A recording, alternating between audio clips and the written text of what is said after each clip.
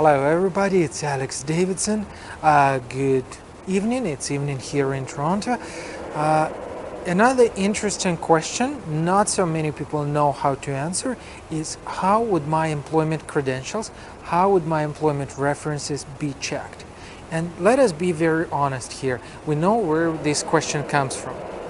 Because of course something has been modified in my employment, or something has been adjusted to make sure that I fit in a certain occupation, or the years have been added, or something else, right? Well, reality is the reality. Not everybody is ideal, but at the end of the day, we're all striving to come to Canada. So then people are coming to us asking how it would be checked, what should be done to prepare for it, and let us just briefly go through this situation. Case number one, ideal one.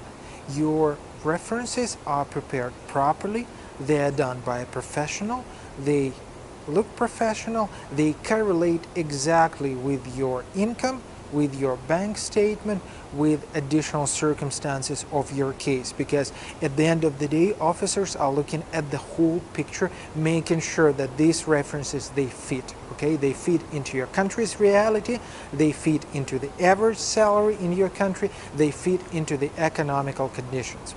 Now, something raises a question. Name of an employer, phone numbers, etc., etc. It's not a big secret that visa officers are typically using open sources. Name it, Google, Yahoo, whatever it is, right? That would be the step number one to verify your references. So what they do, they will double check the phone numbers provided in your references versus those numbers which are listed on the company website, which could be found in Google. And guess what? Not necessarily those numbers would match. Say you're working in one branch and the headquarters of the company got the phone number on their website in another. But at the end of the day, yep, it works. Maybe the visa officer would pick up a phone and dial the company to verify. And usually what they would do, they will pick up a phone and dial the number on the website, not in your references. Now, the phone call is made, and still situation is not absolutely clear. Sometimes it makes it even more vague. So every visa office in the world which is working with immigration, they usually have so-called AFU, anti-fraud unit. That's the set of professionals that's dedicated visa officers who are working specifically with fraudulent cases, or making sure that the case is either fraudulent or not fraudulent. These are specific professionals, and these are people who are trained to work in a certain country, to understand conditions, cultural conditions as well, or cultural peculiarities of a certain country, to make sure that they will be able to say absolutely certain this reference is fine or not. They usually start with the open sources as well. They go on with a phone interview, but that would be the absolutely complex phone interview. So if they would dial your employer, be absolutely sure that this phone call will be designed or tailored in a way to make sure that the person on the other side of a phone is the employer.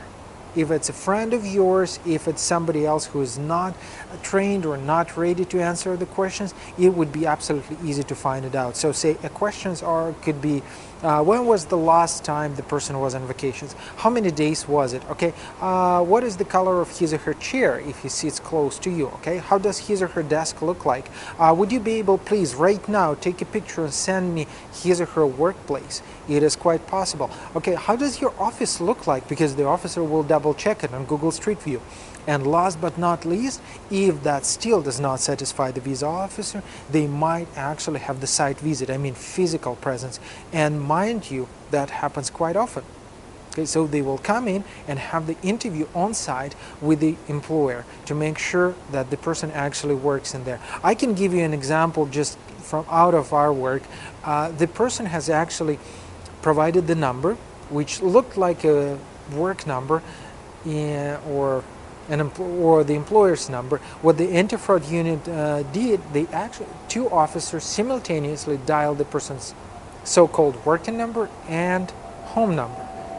And what they found out, the person is talking to a visa officer, picking up a phone and answering, pretending to be an employer. At the same time, phone rings and the person says, okay, can you give me 1 second? I got a second line. Voila, right? They found out the whole story, and eventually, of course, the person has been rejected. Of course, there are circumstances, unfortunately, where visa officers might be wrong. So say the phone interview did not went well, or they were not satisfied or misunderstood the person on the second line, and the case is rejected. In this situation, well, feel free to come to us. We will be able to help you out. We will go through the appeal if necessary. We can apply to the federal court and go through them. But at the end of the day, let's be honest. Preparation, and preparation, guys. Proper preparation will probably secure you like 95% that there will be no additional steps from the visa officer's side, okay? So if you need that preparation, that initial foundation of your case, if you're still at the early process, come to us. It's our job to make sure that the references, your case, they match each other, that there are no discrepancies. Of course, we'll not be able to help you out in defrauding visa officers, but our job is to make sure that your case looks as polished as possible. Feel free to ask your questions.